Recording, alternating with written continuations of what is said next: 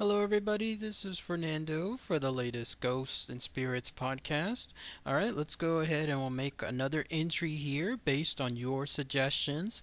This one, actually, before I begin, I just wanted to ask a favor of everyone, and that is to please let me know how the microphone level sounds for this video. Long story short, I was having some problems with my computer, and even though I'm pretty tech savvy and I tried all solutions available, including going into the registry, I still had to essentially format the computer itself. So I'm back to everything that I had before, but I can't remember the microphone level that I set for all my previous videos. So if you can let me know if this sounds good or if there's anything that needs to be still tweaked, that would be greatly appreciated.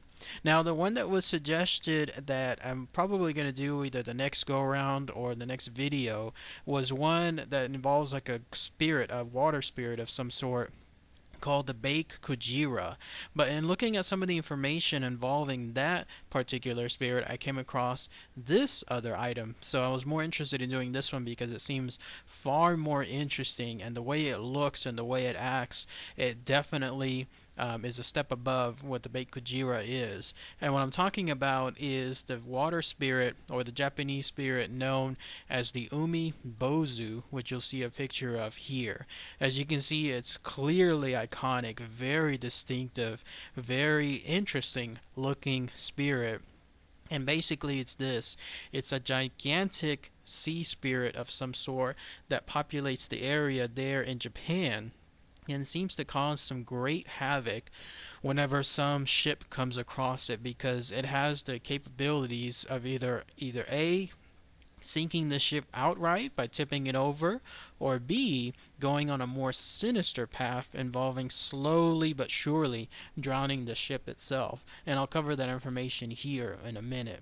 Now, as far as what this thing is and what it means to Japanese culture, the Umibozu, it's again a gigantic sea spirit that purportedly is the spirit of either A, some kind of sea monk of some sort. In fact, its name, the Umibozu itself, derives from the words sea along with the words like Buddhist monk, and it's supposed to populate the areas there in Japan, and its sole purpose is to try to come across ships so that way it can act in a very, very bad manner towards them. This is not a good spirit. You do not want to come across it at all.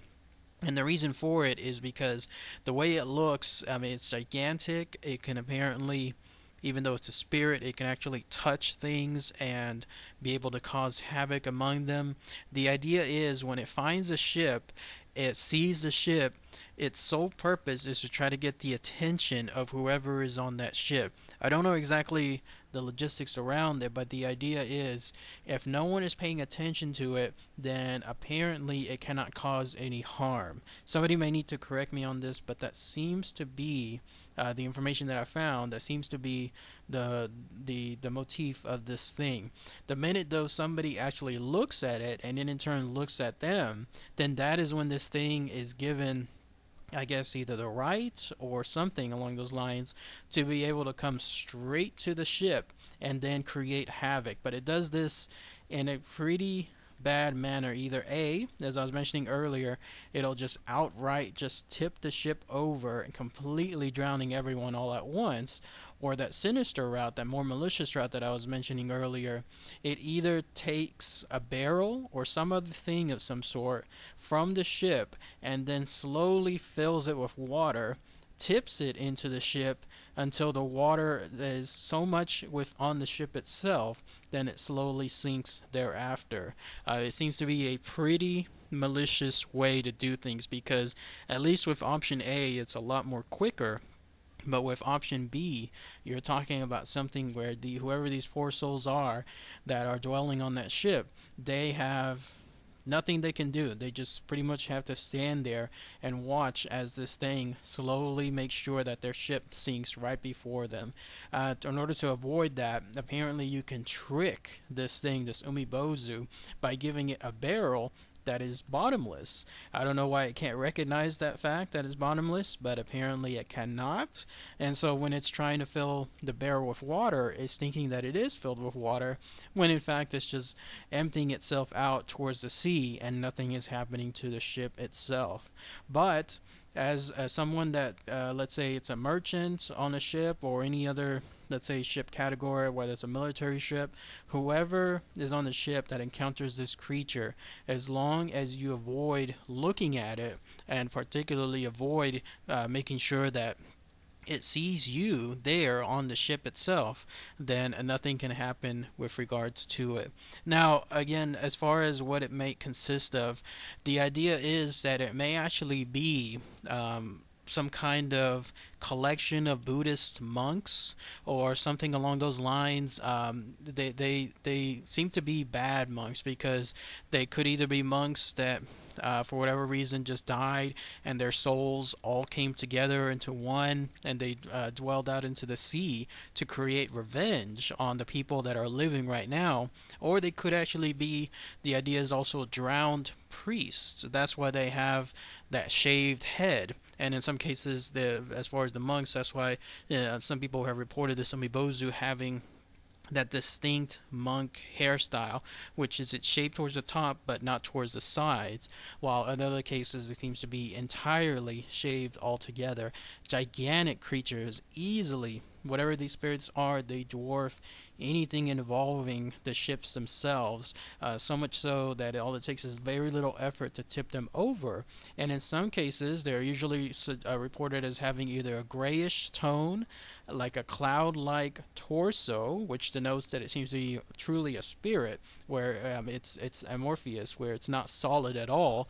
And in other cases, people have reported it having some kind of serpentine-like limbs, almost like a squid or an octopus of some sort. I'll touch upon that here in a minute too, because I think that one of the reasons a lot of people might associate this creature probably is not with a spirit itself, but something more real world-like altogether. As far as the creature and its effect on Japanese culture, it's something that's quite recognized there in Japan. Somebody might need to, especially someone that lives in Japan, might let me know if this is something else different. But it's been involved in a lot of works there in Japan, from anything involving animes like Ghost in the Shell and some other anime works like comic books and some of the novels there, to even something involving shows like the Mighty Morphin Power Rangers. They actually had an episode which featured one of the creatures there that seemed to resemble the Umibozu itself. Ghost in the Shell also in one of the episodes, or one of the features there, also had an elite special forces group that were nicknamed the Umibozu, kind of like as an homage to them. And then there seems to be like countless, I guess, comics that seem to incorporate this giant thing. And then if you go on YouTube, you'll see, I don't know if they're either fan-made items or actual clips from real movies, but you will see little clips that showcase whatever this thing is. This Umibozu is a spirit, essentially coming out in the ocean and then trying to attack or attacking some ships altogether. It's a crazy, it's a bad thing. You do not want to run into this if you're there in Japan. How long this thing has been around, these spirits, I don't know, but presumably it's been around for a long time, probably hundreds of years. It seems to be one of those things where it just stays within the Japanese culture, and to this day, it's still considered a modern part of the culture there. Now, as far as the real world application of what it could be, think of it this way. You have something that's gigantic, that roams the sea, that's quite rare to still come about, because today, of course, with all these ships that are out in the sea, both military and then anything involving merchant ships, and of course everyone having some kind of camera with them, even if it's on the phone, if you have something like this gigantic with two large bulbous eyes, and in some cases, as I mentioned earlier, those serpentine limbs, and then a dark complex of some sort, I'm thinking that a lot of these encounters throughout the years, who knows again if they could be hundreds of years, but I'm thinking that a lot of these encounters might have actually been the Japanese merchants or the sea merchants coming across the fabled large squid or giant squid. It could even be a variation of the squid being the kraken or the squid being the leviathan. But whatever the case is, I think a lot of these sightings, whatever people saw throughout the sea, especially with the action and the attack happening and glimpses being hard to focus on because you're just trying to survive with whatever's going on. But I'm thinking that in a lot of those cases, they actually just came across the fabled giant squid itself, because with the serpentine-like limbs, the large bulbous eyes, the clean shaven head, it just too closely resembles what could be a real-life giant squid. I could be wrong, but that's what I'm thinking. Most of the situations of those encounters are, and also because today, with so many people out in the sea again, you would think that something like this would be happening far more often, but much like with anything involving the giant squid, any encounters are really, really rare due to the secluded nature of those creatures. So that's why I think to this day we don't have much sightings of Umibozus, because I think they're more likely tied with the giant squid, and the giant squid encounters are much more rare themselves too. So what do you guys think? The Umibozu, the spirit there and from Japanese folklore, apparently still roaming the seas themselves. If anyone has more information that they'd like to share that I perhaps did not come across, please let me know. It'll also be fascinating to hear if anyone has anything there that they could relate to from Japanese culture. This is, again, a pretty popular name or a pretty popular spirit there in Japan. So if anyone has more information about that or other stories tied to it of encounters, that would also be very, very great to hear. Very iconic creature, whatever the spirit is. It instantly looks spooky. You do not want to run into this at all. Lord knows I don't want to either if I'm ever at the sea. So, all right, everybody. Thanks again as always. Take care.